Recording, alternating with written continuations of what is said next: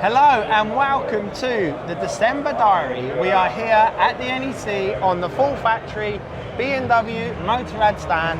Rory's on the TV, I'm on the TV. Don't really know what's going on. It's all a little bit what the hell.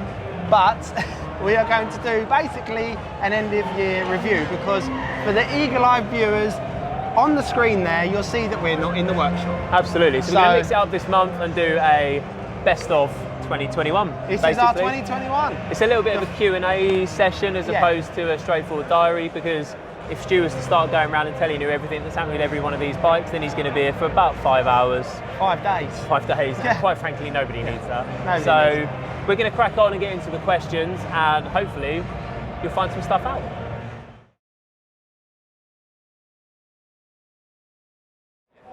So without doubt for me this year, it has to have been the Goodwood Festival of Speed. That's something that as a child I went to, it's something as a grown adult I went to. It's one of my favourite days of the year. It's literally one of the best days ever. And if you told me at the beginning of 2021, Rory, BMW will be paying for you to make a motorbike to then sit on and ride up a hill behind Cole Fogarty and Jenson Button and all the other stuff whilst it's being broadcast live around the world on YouTube. Mind blowing, utterly mind blowing. Like a total, like almost not life-changing experience, but one of those things like it's like a box-ticking thing you never expected. Like you can only make something like a bucket list thing, I think, if you think it's possible. And for me, that's like wasn't even on my bucket list because I didn't know I could do it. And to be able to do that, and for us to be able to ride this R18 sat in front of us up the hill, oh man, everything about it, just unreal. It's one thing to ride a bike up the hill, but to be invited to build a bike to then be invited again to ride it up the hill is, yeah, dude, like he lucked out. Like, well done to you. Like hard work pays off and always does. Stu unfortunately was busy that weekend, which basically he had to watch me from afar. But like, yeah, it's yeah. Thanks, Goodwood, for your live stream. Absolutely, that's me. I'm done. I'm out. That's mic drop. I could never ride a bike again, and I'm happy. So moving on to me and my favourite event of the year, we've done several bike shared track days this year, and they are, there's no one in particular, but all of the bike shared track days were my favourite events of the year. It's the crowd, the way that it's laid out, it's classic bike shed, just slick, just a great day out. All very like-minded people.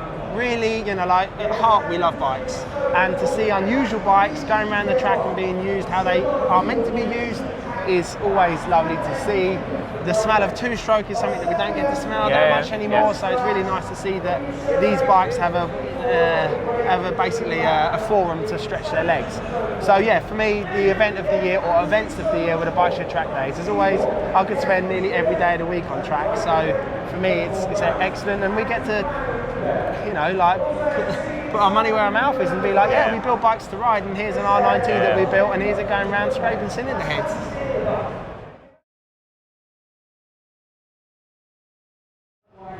Do you want to take it?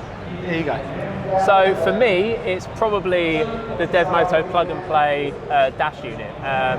One of those real subtle things, but it allows you to put your single clocked pure scrambler, anything with a single clock on it basically, allows you to have both the gear indicator and the rev counter on there as well. It's a real quick, easy plug and play unit. It's extremely clever. Done. Well, like just great. Just to add to that, it also allows the new range of bikes from what we call the Gen 2, which is 2017 to 2020, to have the Motor Gadget Scope dash on there. Yeah. And lots of customers wanted that, and we had to say to a lot of customers, sorry, you can't. This unit allows that, so for us it's just one of those, like, it's one of those real subtle mods. You know, the price point is very reasonable for what it is, and it's not something you think you can have. You know, you think, right, I've got to go to a BM dealer, I need to get the second clock, that's going to change the aesthetic, I've got to pay dealership prices, etc, etc, etc. With this, you just go, I'll order that, I'll plug it in, it's working, 15-20 minutes, and we're done. For me personally, my favourite part is nowhere near as exciting as Rory's. Not at all, so don't get your hopes up, but it is a really subtle part and a really small detail that you won't necessarily notice, and to me that's why I love it, and that is the Wunderlich high level exhaust bracket. It's slim, It's very compact, you hardly notice it's there, and if you've got a high level exhaust system, whether it be on your Pure, Scrambler, Urban GS, it works with aftermarket cans, it works with the BMW standard Aquapovic can, both on the Scrambler and the Roadster Sport. It bolts to the rear seat bracket. It's just a really compact, very factory looking part, and it's something that I've been looking to necessarily do for a little while now. Yep. And anything that comes along that allows me to bolt it on and not have to spend a little bit more time making something else for it to look as slick as that is a big tick from me. We've waxed lyrical on the low-level unit garage exhaust mounts for a very long time because they're neat, they're tubular, they match the frame, they really do look the part. Yeah. And for the top mount, regardless of what brand you go for, the BMW one, for example, it's just kind of a big flat plate. And it's finished the wrong colour. And it's not. There's no subtlety to it. So with this Wunderlich part, basically you get exactly the same effect, but you almost don't know it's there. And if you do know it's there, or if you do spot it, you think it's a factory part anyway. That's exactly what we look for. You know, bespoke parts with a factory finish. It's all what we stand for. It's black, it's tubular, mic drop, happy.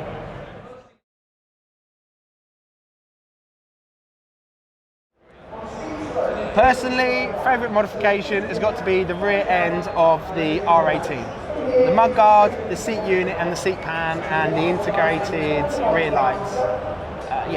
Love it. Spent a lot of time on it, wanted to make sure it's absolutely perfect. Also wanted to make sure that it can be a part or a kit that we could sell and replicate. I'm really happy with how it came out. It looks stunning, and to me, that's my mod of the year.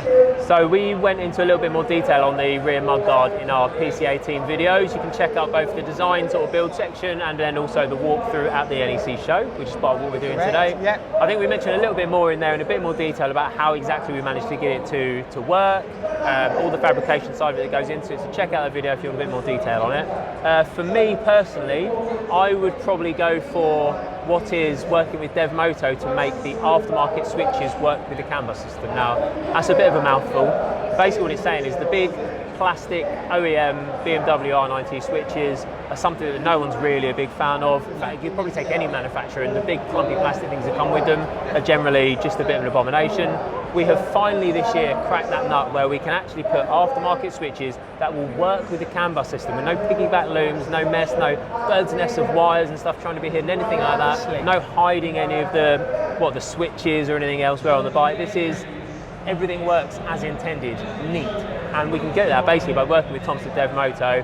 We'll maybe look at putting it as a product on the website at some point. The tricky part is sometimes there's a bit of a conversation needs to be had where the parts need to go back to Thomas in France, and he will need to work on it in his workshop and come back to us. So for the time being, it's a workshop only mod. However, it is an incredibly good mod. The day that we cracked it and plugged in for the first time and went, yeah, we've got it, was a big day for us because our builds can now look however we want them to look. We can hide switches, we can put our own switches on our race bike. You know, this is like a really exciting development for us moving forward. So that's absolutely my bang on big number one mod of the year. Absolutely.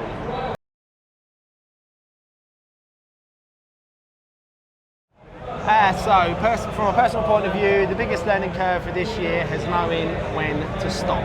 I'm my own worst enemy, saying I want to get to this stage, get to that stage and then want to get the next one and the next one, and saying, knowing when the day's the day, knowing when the day is no longer the day and it's now the night time, you need to stop, realise you're at a good point and go home, because there's been a few times when I've tried to rush to get to a good point and I've possibly made an error or made an oversight that I've then had to sort out in the morning, and then that's instantly jeopardised the next day when I could have just gone, I'm at a good point, go on. Sometimes it means that one last task of the day, it would normally take 45 minutes, takes an hour and a half too. Correct. So you compound the amount of time that you're then doing it for, which gets frustrating and stuff, and you know, like beating ourselves up slightly differently in a slightly different way is actually benefited us massively, I think, at the moment. Massively, yeah. Just like we are brutally honest with each other and we're very, very frank. And there has been several times when it's like, Rory, stop, or Stu, stop. Have a banana. Have a banana and go home. Like, it's yeah. And then knowing that the next day you're going to come in, you're going to hit the ground running, you're going to come in with a positive mental energy, and you're just going to smash it. And every day, as silly as it sounds, every day needs to be a productive day because we have a very busy workshop. We're very, very lucky to be in that position. 2022 is already looking super busy, so we got to make it count. I think personally for me, it's also a sort of a time management thing. We've learned this year very much that we just need to trust those people who are around us, and that could be, you know, things like the paintwork and this, that, and the other. We've got so many different projects going on, just relying on those people to go off and do what they need to do. But also from a Pier City sort of behind the scenes point of view, we're now working with a couple of very, very cool small brands. We've got Salts at HS Visual, who's doing our, you know, our media sort of work and our video work, and basically we can now say, this video needs to happen, it needs to happen here, make it happen. And instead of Stu and I then being like, right, planning a social post around it, planning this around it, have we got any photos of it? We could easily spend hours trying to find the right, you know, the right image for the right post for this, that, and the other. And you know, we've got Salts and we've got a few other people. Jacket on Earth, for example, has been helping us with some of our sort of Google side of things. And we didn't start running this business because we love running websites. That's not what we do. We love bikes. And to have that sort of trust with those people around you to be like, we just need it to happen, please make it happen. And then it does, and you go, oh, that's way better than I could have done. And not putting yourself under that pressure to have to be the be-all and end-all of everything. Correct. And it's blowing our own trumpets a little bit. We're very, very good at building bikes. And we are kind of good businessmen, but then the gears that run around in the background of that to keep the business rolling. And you know, like we've always said, we've got Andy at AGS absolutely knocking it for 6 of all of our socials. So it's having some subcontracting elements to the business now that has really allowed us to step it up to the next level. Absolutely. So would you say that's that question complete? I think that's good. Next.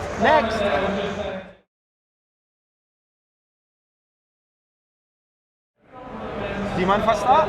You go for it. It's about you, okay? My proudest achievement was seeing my buddy, old pal, Rory Milton, on our PC 18 in joke, heading up the Goodwood Hill. Unfortunately I couldn't make that weekend. As I've spoken about earlier, I was able to watch it on the live stream, and it was a little bit like, bloody well done. I'll tell you what, bloody yes. Bloody yes. It was, that's it, I'm done. No, that's fine. It. Like that's it. That's it. Gonna get a bit emotional here for the first time in a while.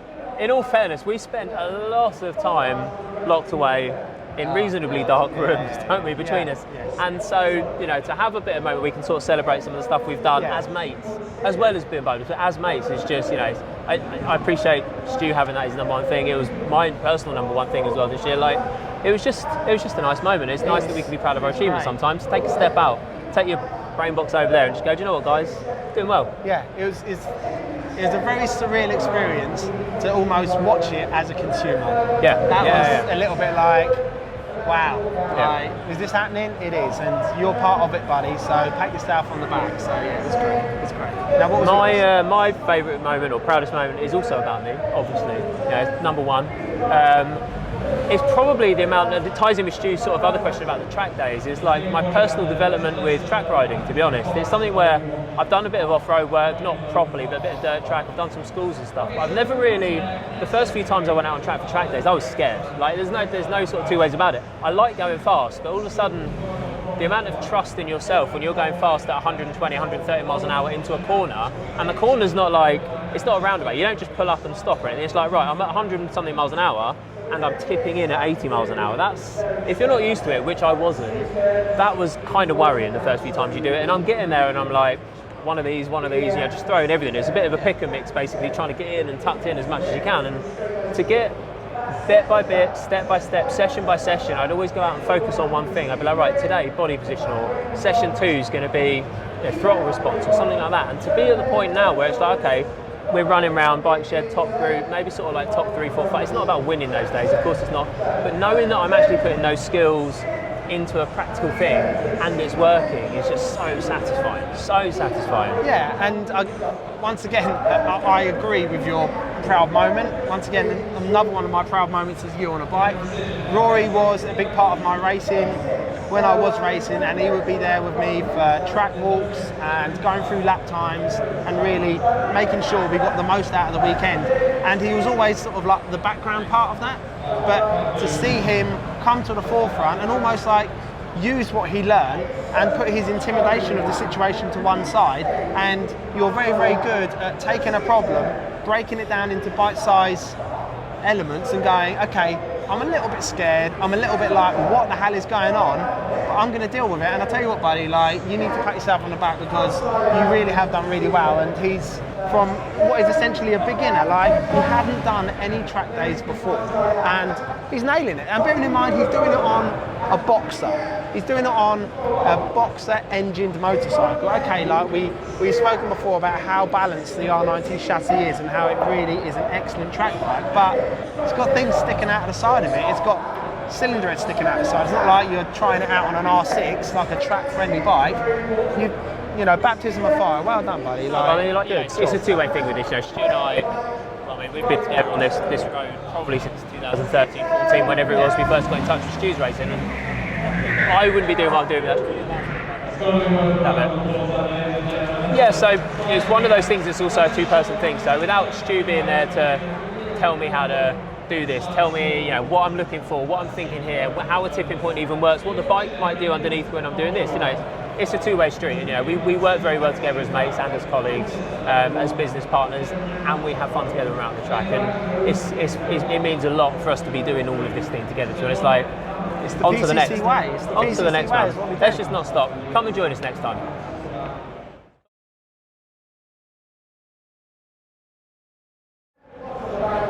Hardest graft has been this machine and getting it ready in time and balancing the workshop. Obviously, it was behind schedule before it even started, but it's okay. We're used to these deadlines, and they never get easier, but luckily they never necessarily get harder, because I like to think that we're getting better with knocking it out of the park and our time management, and also like the finishes that we have that we work with. But my goodness, yeah, it was tough. It was really tough to make sure it was done to a correct, rideable standard, prioritising stuff that needed to be prioritised to make sure it was ready to run up the hill, fit for burnouts and all that other good stuff, and also making sure that we weren't getting home at 11 o'clock at night, so that we weren't too tired for when we got in at 6 o'clock in the morning. There was no... It was a graft. There was no like, let's just go and grab one of them and fit it with this. Like with the other bits, it's like, well, as long as we get the parts here, or you might even think, right, I could shortcut this, I could make this part, or actually there's one on the shelf, let's do that. With this, we've got to do the lot, and I think we turned the thing around in 6 weeks. We've got to thank our partners as well on that, like Valkyrie especially with the paintwork, JK with the seat and stuff. Everything was, guys, we're pulling in that favour this week, and everything came together, and it was great, to be honest. Yeah, it was really great. Yeah. I'm going to have two hardest graphs if I can. I'm going to bit part it. Firstly, at the beginning of the year this year, we were told there are two massive cracks in your workshop wall, and you need to evacuate before the workshop might fall down, and we're going to have to build a new unit and a brand new wall. We need the whole thing stripped tomorrow or the day after. So we've got bikes on ramps, in bits, we've got everything's everywhere. All of a sudden we've got to pull the whole wall down and all the stuff on it, all the benches, all the tools, everything. However, it meant that we had the opportunity to expand our workspace, give ourselves somewhere where we can work from the workshop instead of having to constantly be balancing things on benches. We had the opportunity to have a coffee station, which makes it a lot nicer if you're coming in for service. We had the opportunity to have some storage, we had the opportunity to actually make our own things. It was a big development for us as a business, but man, those 2-3 weeks when they were pulling a wall down, putting a wall down, we can't stop building those bikes for people. And a slightly not as exciting or interesting one, the amount of stuff we've put on the website is you know, it's a constant thing. The website, you know, we're frequently doing. I'm frequently doing like an 8 till 6 in the workshop generally. Yeah. We come home, kids, bedtime, dinner, that, and then all of a sudden laptop, picking, packing, website, 8 o'clock till about midnight most days. So that is something I think that has been a hard graft. But realistically, now that we're set up with a new storage area and stuff, it's something that we've improved. And again, going back to maybe one of the previous questions where we said, you know, what have you done better this year? Time management, that's definitely one of them too. Absolutely, yeah. And like testament to Rory, we still get plenty of compliments from customers about the website, and it is second to none. This is us. This is us. This is what we do. So like, we don't half-arse it. If we're going to do it, we do it properly, or we don't do it at all. Yeah. Simple as that. Absolutely, and there is no other department You know, there's no accounts. There's no this, there. No. Yes, we've subcontracted carefully this year, but and this is us. This is it. This is the two of us. There is only two of us. You know, like we've got some good friends. We've got some people that we can rely on and trust with some of the other parts for us. But if it's a bike being built, it's had our hands on it, and if it's a website being built, it's had our hands on it. That's what we do. So it's long hours, it's tough days, but then you come places like this and you've got a bike on the BM stand, and it's just like, it's cool. It's cool. It's very flattering when we receive an email and it's like, oh, could you, could I get through to your parts department? You know, it's like, okay, well, I'll just forward it to Rory. And then Rory's like, oh, I got an email, wants to speak to technical, so he just forwards it to me. Yeah. This is it. Like, okay, you know, we got people that do the socials for us and some people helping us with the website, but PCC is us. That's it. So yeah, we're not Amazon. No, that's the crux. No Amazon complaints. Yeah. That's it. 2021. That's it. Sealed, signed, delivered. Sorted. 21's been a big year for us. We've pushed it. We went into 21 saying, right, we need to grow X, Y, and Z, and quite frankly, we did. It's been hard work, but it's been super, super enjoyable. 2022, we're going to be bringing the production, basically. Yeah. So 2022 has a task and a name. We're going to be producing more parts. We're going to be producing bigger and better projects. Yeah. It's all about production for 2022. So thanks for watching. It means a massive, massive deal to us. Like the fact that there are thousands of people out there all over the globe that will tune into our YouTube channel and just listen to us to talk about a very niche, specific model of bike, it still blows our minds a little bit. So we really do appreciate it. If you haven't subscribed, please subscribe. Please check out the website, piercitycustom.com. Find us on the socials. Give us a shout beforehand and come down and find us for a coffee if you're local. We love to talk about these bikes, and we just want to keep on doing it. And the only way we can keep on doing it is with your support. So, as Rory said, thank you so very much, and see you in 2022. Ladies and gentlemen, welcome to the BMW Live Action Arena. We're here doing shows for the world of BMW. In between the shows, we've got a few more exciting things to talk about. So I'm just going to run you through now.